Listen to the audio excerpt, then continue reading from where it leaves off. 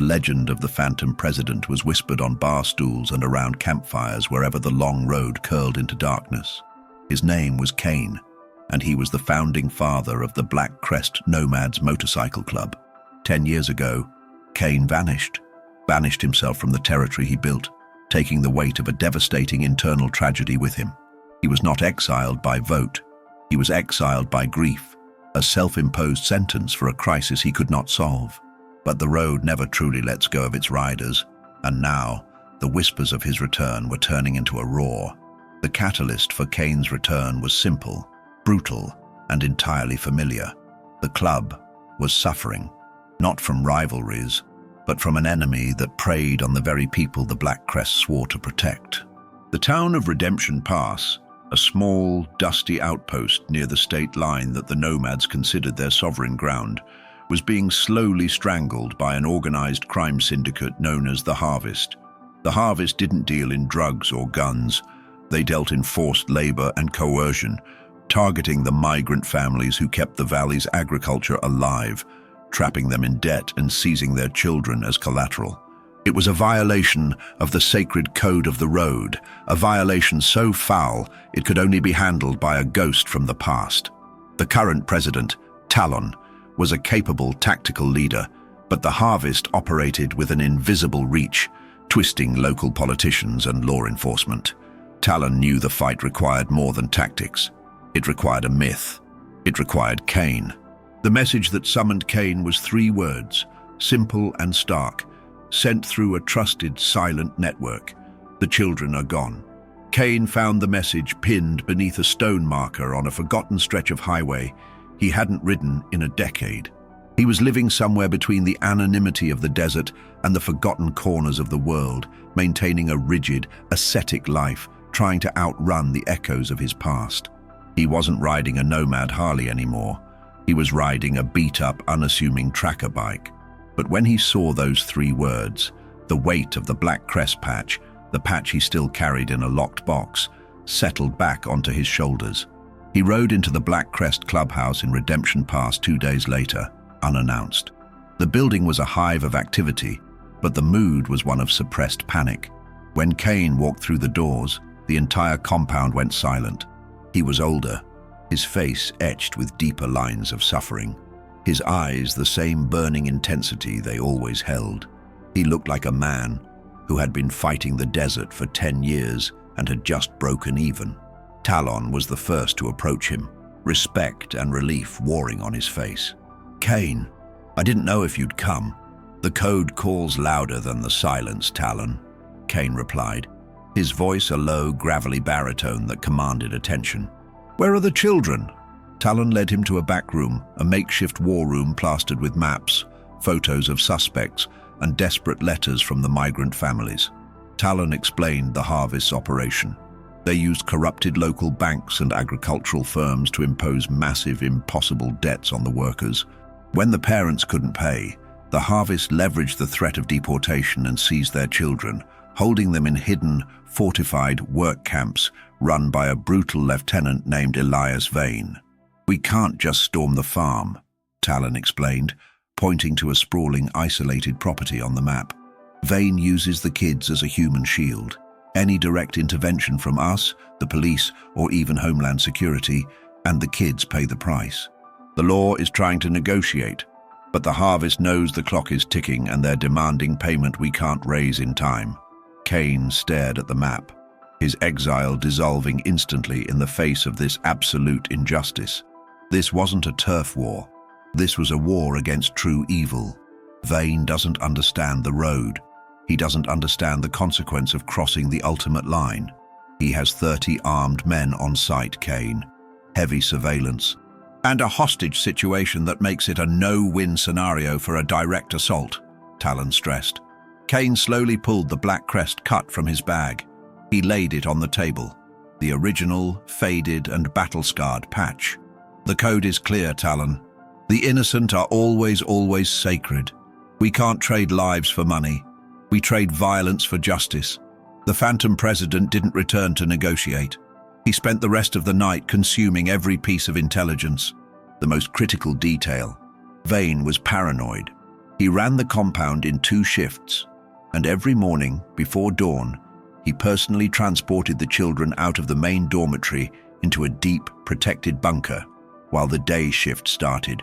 That brief, half-hour window, the movement of the innocent, was the moment of maximum vulnerability for both Vane and the children. Cain's plan wasn't a frontal assault.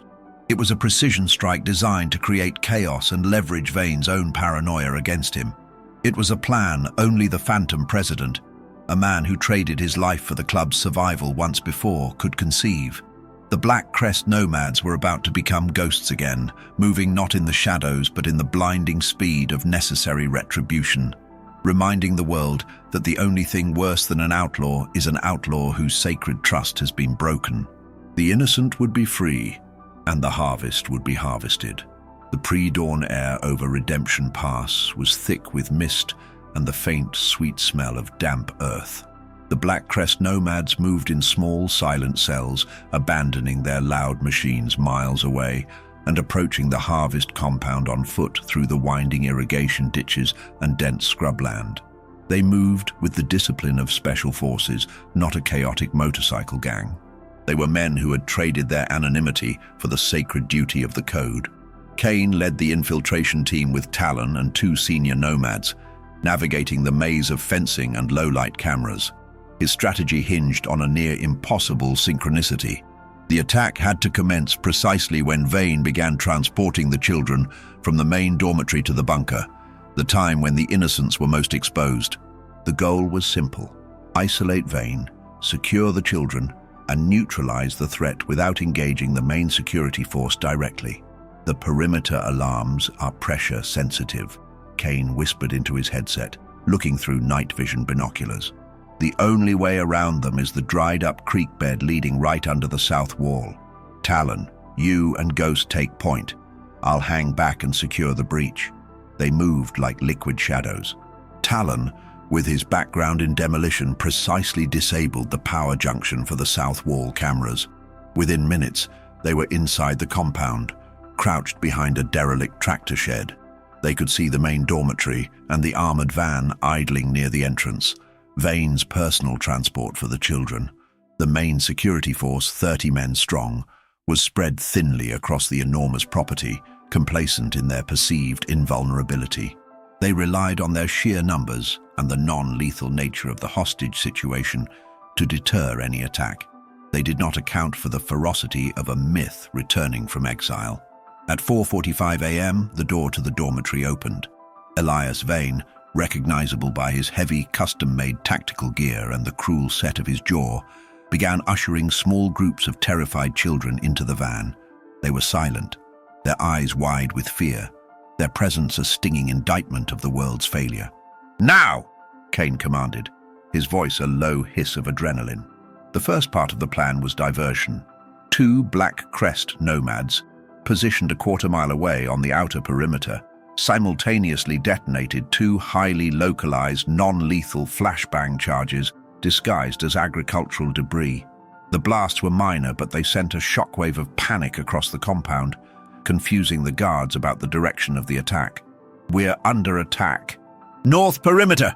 Vane screamed, abandoning the last 2 children and drawing his sidearm, rushing towards the sound of the blasts. This was exactly what Cain needed. As Vane sprinted toward the non-existent threat, Cain, Talon, and Ghost burst from the shed. Talon and Ghost immediately swept the back of the armored van, securing the 10 children already inside. Cain sprinted directly toward Vane's blind spot. Vane was tough, trained, and heavily armed, but he was expecting a pitched battle, not a surgical ghost. Cain slammed into him, tackling him to the ground in a whirlwind of dust and gravel. The fight was quick and brutal. Cain didn't fight for a clean win. He fought for road justice. He disarmed Vane, pinning him under his heavy weight. "You stole children, Vane," Cain grunted, his face inches from the terrified man's. "You violated the code. You tried to build your kingdom on the backs of the innocent. We are the consequence. The law will come for you," Vane wheezed. "The law failed," Cain countered. "We are what happens when the law closes its eyes." Hammer and Stitch, leading the remaining nomads, used the chaos to secure the dormitory and the compound's main communication hub, neutralizing the remaining armed guards with quick, efficient strikes. They weren't seeking casualties, they were seeking compliance and control. They quickly gathered the remaining children, securing them near the escape route. The entire operation lasted less than 20 minutes. The children, nearly 30 of them, were safely extracted. The Black Crest Nomads had secured the compound, retrieved the stolen children, and held Vane for the inevitable arrival of the authorities who would now be forced to act. They were leaving behind the evidence of forced confinement and the brutal, organized theft of human freedom, ensuring the harvest would be permanently rooted out. Cain stood over Vane, watching the sunrise paint the sky red. He was no longer the guilt-ridden exile. He was the phantom president, returned to enforce the rule. He wasn't a hero in the eyes of the government, but to the families who would soon hold their children again, he was salvation, delivered on a tide of chrome and defiance. He didn't wait for the police sirens that were now growing audible in the distance. His job was done. Talon gave him a final nod of respect. "You brought the code back, Cain," Talon said.